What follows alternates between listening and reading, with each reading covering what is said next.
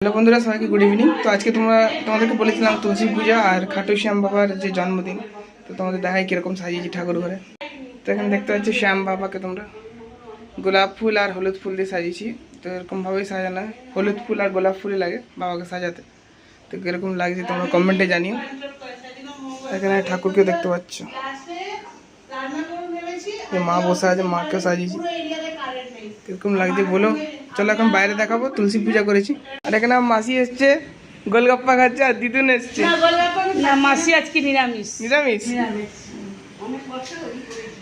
তো চলো বাইরে যাই। খাওয়া বন্ধ করেছে। এ বাবা, এটা তো চকলেট।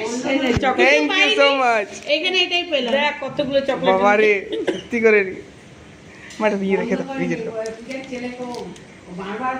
চলো বন্ধুরা, এখন তোমাদের বাইরে দেখাও, পূজা করেছি, তুলসী পূজা তোমাদের বলেছিলাম বিকালবেলা। খুবই সুন্দরভাবে সাজিয়েছি।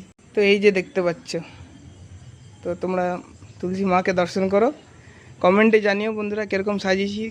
একা হাতে সাজিয়েছি, মা ছিল একটু একটু আগে দিছে। তো আমি তো অতটা ভালো পারি না সাজাতে, তাও সাজিয়েছি। ওখানে তুলসী গাছ আছে, ওখানে মা মনসা আছে, এখানে হনুমানজির ঝান্ডা আছে। তো কীরকম সাজিয়েছি বলো।